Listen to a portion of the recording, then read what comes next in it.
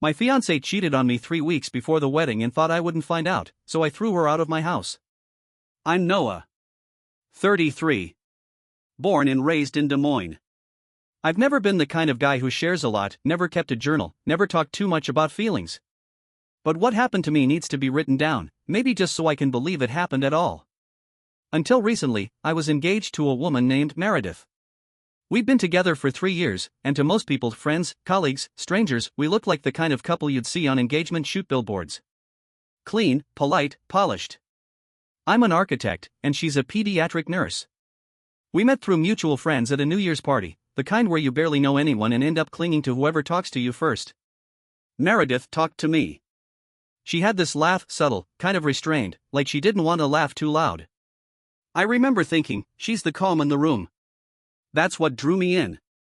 That sense of composure. For the first 2 years, our relationship was steady. We took weekend trips. She met my parents in Minnesota and fit in instantly. We talked about kids, about moving closer to the suburbs, about a dog. All of it felt real. Natural. So, when I proposed to her in front of a small group of friends at Gray's Lake, it wasn't a leap. It was just the next step. She said yes with tears in her eyes. I believed everything in that moment. But 3 weeks before our wedding, something shifted. Not all at once. It started subtly, like the first gusts of a storm you don't realize is coming until the windows start to rattle. I still remember the exact day it hit me. It was a Sunday afternoon.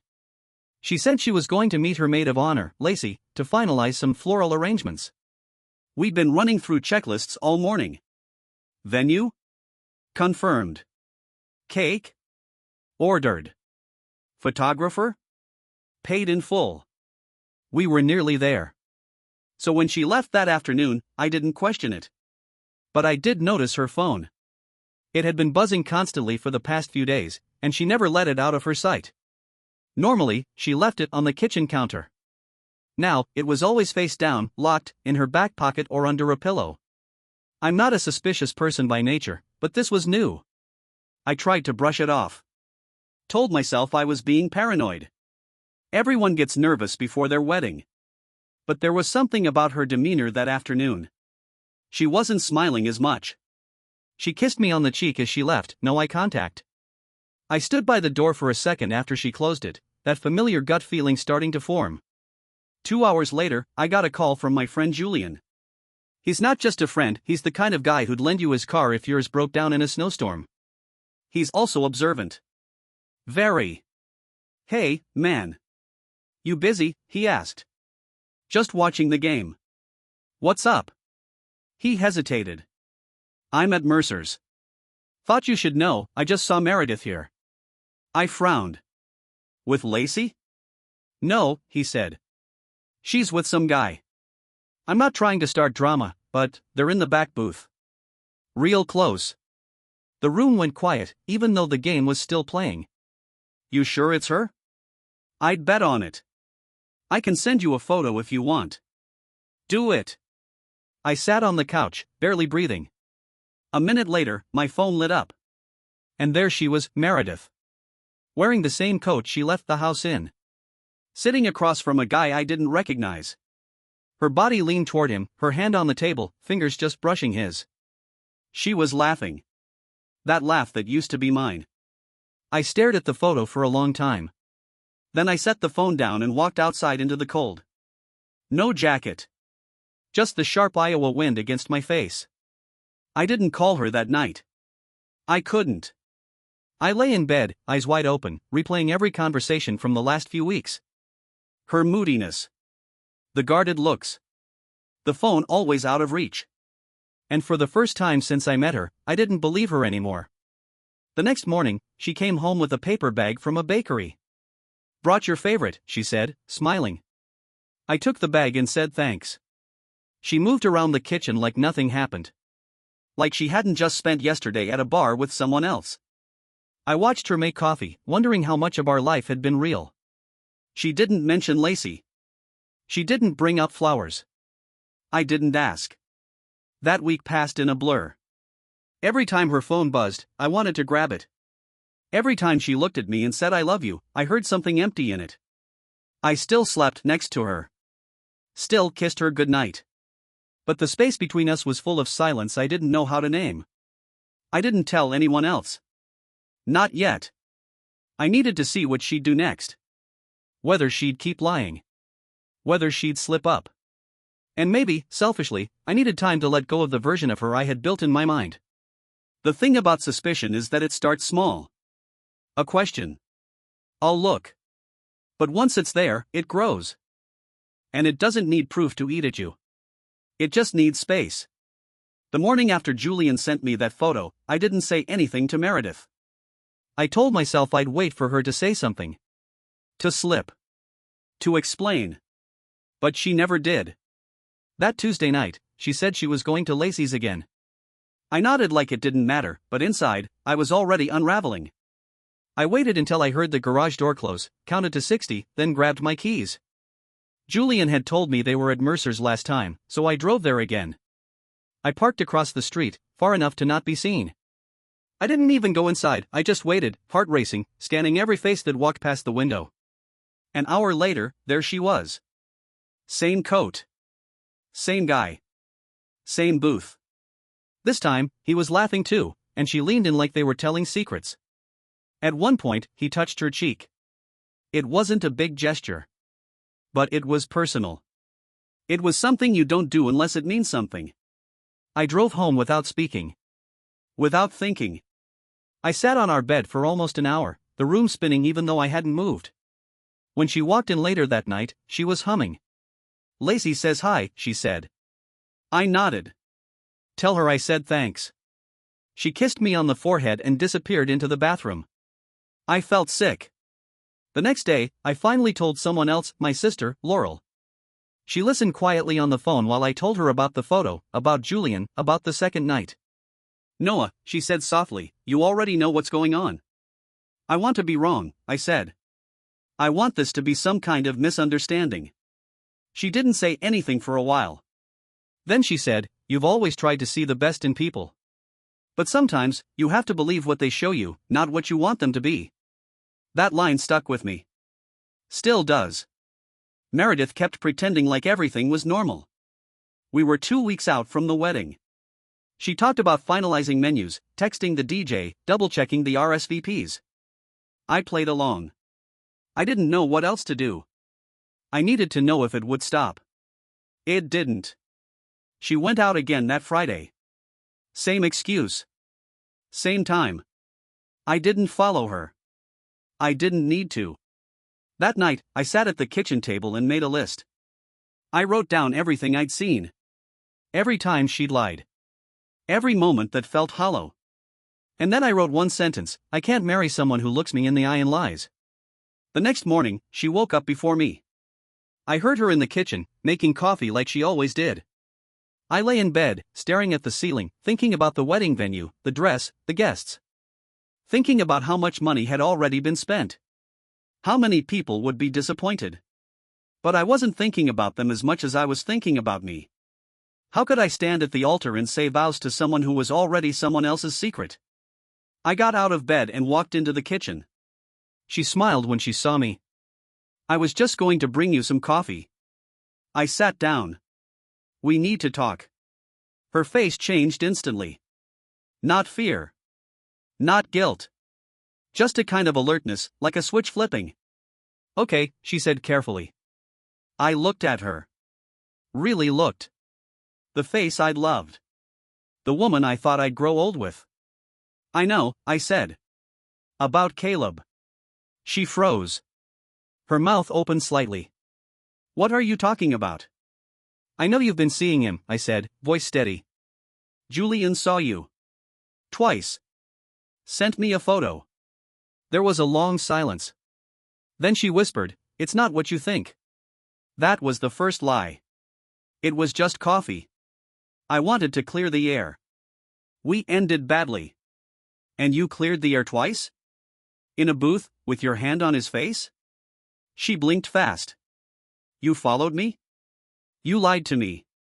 I watched her body shrink slightly, like she was trying to hide inside herself. "Noah, I didn't mean for this to happen." "I don't care what you meant," I said. "You didn't tell me." You didn't even ask. You just did it. And then you lied. I was scared, she said. I didn't want to ruin things with us. But you already had. She started crying. I didn't move. I don't have feelings for him, she said. It wasn't about that. Then what was it about? I asked. Because I need to understand why I'm sitting here, 2 weeks from our wedding, realizing I'm not enough for you. She didn't answer. I'm not angry, I added. I'm just done pretending. She looked up. Are you saying you want to call off the wedding? I'm saying I don't know you anymore. The days that followed were quiet in the wrong kind of way. We didn't cancel anything. Not yet. But the wedding talk stopped. Meredith didn't bring it up, and I didn't ask. We lived in the same apartment, moved through the same rooms, but there was no longer a rhythm between us. Just two people waiting, though I don't know for what. Forgiveness? An answer? The courage to say it was over? She'd leave for work in the morning and I'd stay behind, staring out the window like it held some kind of instruction. I wasn't sleeping well. I'd lay awake for hours listening to the hum of the refrigerator, the occasional car driving past, the quiet click of my thoughts. What kept me up wasn't the cheating, if I'm honest. It was the lying. It was knowing she'd kissed me after seeing him. Slept next to me while texting him. It was the familiarity of her hand in mine, even when her mind was somewhere else. That's the kind of betrayal you don't notice until you can't stop seeing it everywhere. Julian came over one night. He brought a six-pack and didn't say anything for the first half hour. Just sat on the couch beside me, watching the news like we were just roommates killing time. Finally, he said, "What are you going to do?" I shook my head. "I don't know." He paused. "You already do. You just haven't said it out loud yet." That hit harder than I expected. I poured another drink and sat in silence for a bit. I keep thinking about the wedding. All the people flying in. My mom. The venue. It feels like it's too late to stop it. Julian turned to me. "You're not stopping a wedding. You're saving yourself." I looked at him. "You think I'm overreacting?" He actually laughed. "No. I think you've waited longer than most people would." The following day, I sat down with Meredith. It was late afternoon. She had just finished folding laundry, placing everything into neat, practice stacks. It felt almost ridiculous, her folding my shirts while our relationship was falling apart. "We need to talk," I said.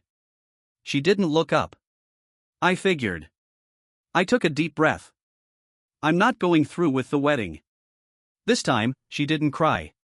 She didn't beg. She just sat there, folding the same shirt again and again. Finally, she said, "Okay." That surprised me. "Okay?" She nodded. I knew this was coming. I didn't want it to, but I can't blame you. We sat in that moment for a while. No yelling. No drama. Just the quiet, hollow sound of an ending. "I loved you," I said. "I really did." "I know," she whispered. "And I loved you, too." She wiped her eyes. I don't know why I did what I did.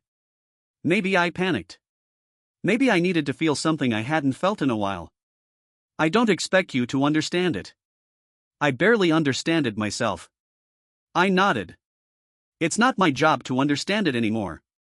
That night, she packed a few bags and left to stay with Lacey. She said she'd come back for the rest later. I didn't argue. After she left, I walked through the apartment. Everything felt smaller. Quieter. The air was still, like the rooms were holding their breath. Her coffee mug was still in the sink. Her book was still on the nightstand. Her scent still clung to the throw blanket on the couch. But she was gone. The next morning, I called the venue and told them we were canceling. The woman on the line was kind. She said she was sorry, asked if there'd be another date. I told her no. Then I started calling family. My parents were the hardest. They didn't ask for details, but I told them anyway. I didn't want to hide from it. My mom cried. My dad said he was proud of me. Most people were shocked, but not one person told me I was wrong. That mattered more than I realized. Over the next week, the fallout started to settle. Friends texted. Some came by. People offered to help return gifts or cancel vendors. I let them. I was exhausted. Meredith didn't call. Didn't text. Didn't try to change my mind. That, too, told me everything I needed to know.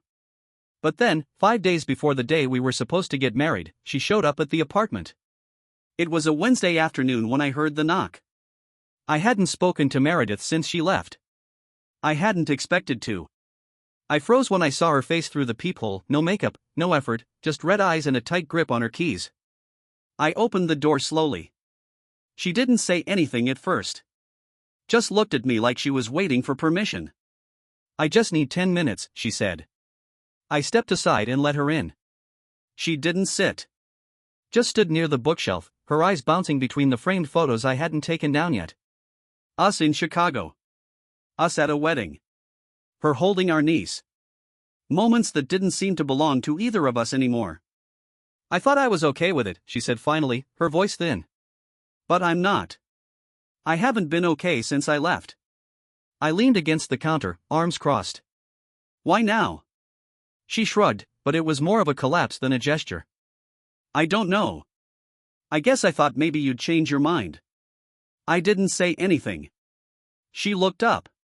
Do you still love me? That question should have made me stumble. A month ago, it would have. But now? I don't know what I feel anymore, I said honestly. I think I'm still grieving the version of you I thought I knew. She winced, but she didn't argue. I miss us, she said. I miss our routines. You making coffee. Me stealing your socks. Laughing at dumb TV. I didn't realize how much I built my life around you until I was gone. I didn't ask you to leave, I said. I asked for the truth. I know. Her voice cracked. And I didn't give it to you. Silence settled in. Heavy, but not cruel. She moved closer, slow, careful. I'm not asking to undo what happened. I know I can't. But if there's any part of you that still wants to try, I'm here. And I'd do the work. Whatever it takes. I looked at her. I mean, really looked. And I saw it, regret, shame, maybe even love. But it wasn't enough. Meredith, I believe you're sorry, I said. But I also believe you made your choice. And even if I forgave you, I'd never forget how easy it was for you to lie. Her shoulders dropped. So that's it? I think it has to be. She nodded slowly, and I could see her fighting back tears. Not the kind you cry for sympathy, but the kind that come when you realize something real is gone. I don't hate you, I said gently. But I can't build a life on something I don't trust. She walked to the door, then paused. You were the best part of my life, Noah. I didn't answer. After she left, I sat down on the couch and let myself feel it. Not the betrayal. Not the loss. Just the end. And with that came something strange, peace. The following day, I packed the rest of her things into boxes. I didn't rush. I folded her sweaters the way she liked. I wrapped her jewelry carefully. It wasn't about bitterness. It was about closure.